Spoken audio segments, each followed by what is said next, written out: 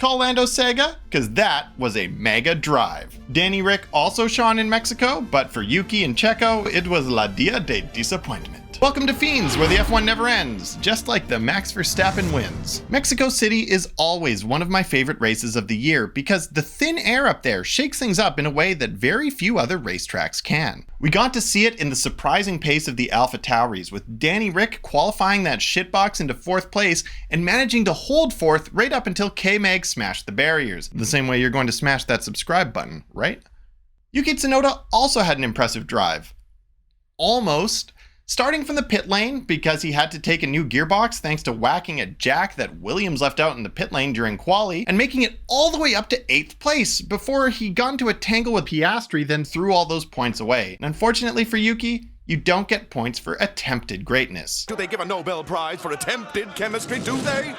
Nobody knows that better than Lando Norris, who's been on a Checo tier run of fucking up quali, then having great race pace on Sunday, starting 10th and finishing 3rd in Qatar, and then in Mexico starting 19th and finishing 5th. His pace in that McLaren is unreal, and when Lando can string together a good quali and race like he did in Austin, he's looking like a contender for the next title fight. But when he has performances like he did in Mexico, he's looking more like a contender for the next number 2 driver at Red Bull for Max to cuck. And we can't talk about Mexico without talking about their golden boy, Sergio Perez, who once again made a desperate maneuver and cost himself the entire race. But I can understand why he turned into Leclerc. He was obviously distracted by the honey badger coming for his seat. Nobody was expecting AlphaTauri to be as competitive as they were in Mexico. And while what Danny Rick was doing right up until the red flag was impressive, even more impressive was Yuki Tsunoda tearing up the field. 19th to 8th in a car that has been the slowest of all the cars all season is just as impressive as qualifying in 4th and holding on to 4th place. But then Yuki did what Yuki does and got himself in trouble and then raged about it. But that's the problem. Yuki isn't a barbarian in Dungeons and Dragons, so raging does nothing to protect him from damage. But then sometimes a little damage makes you even quicker.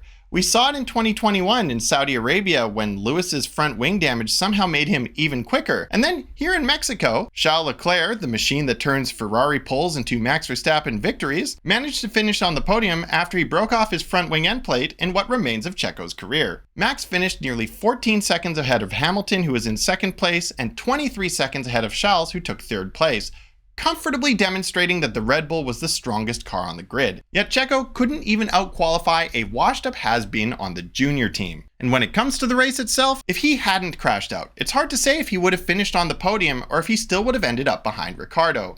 And if he had, that would have almost instantly made him dead to Helmut Marko. So what's Perez to do at this point? If he wants to keep driving, he should probably retire at the end of this season and make a comeback in 2025. Because if he doesn't and gets sacked mid-season, there's very little chance he's ever going to get another seat. I'm torn on which choice makes the most sense for him, so I put it to a poll. 39% of respondents said he should retire at the end of this year to leave the door open for 2025, while 61% said he should do his best to perform in 2024 and risk getting sacked mid-season. Frankly, I think there's value to both choices, especially since he's in the best car now and he probably will never be in the best car again. So he might as well put his head down, work on his skills, focus on performance, and see if he can level up his game so he can at least hang with Max in 2024. And if his career dies, it dies. Speaking of people who need to level up their game, the Canadian Positivity guy has some choice words to share about Lance Stroll. Well, you've heard the British guys enough, so why don't you listen to somebody else for a change? Fuck a duck, Lance Stroll is a garbage tier human being.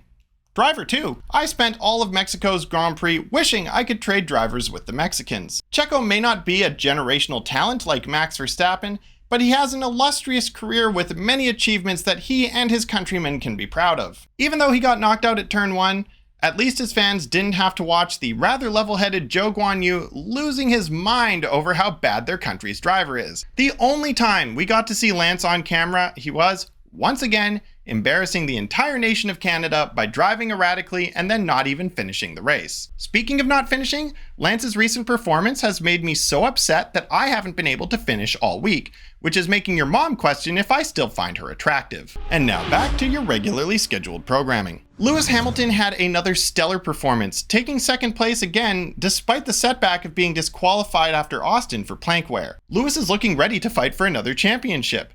His form is on point, his consistency is impeccable, and he spends the entire race bitching on the radio. The 3 pillars of a championship. And now for the YouTube form of the, hey, we stayed for your kids. It's the spicy joke of the week. Kevin Magnussen's rear suspension broke, causing an unavoidable crash in which he hit the wall, causing a red flag. After finding out K-Mag was okay, Günther Steiner expressed his disappointment, saying, I was hoping for more of a Grosjean level crash, so we could put a better driver in that car next season.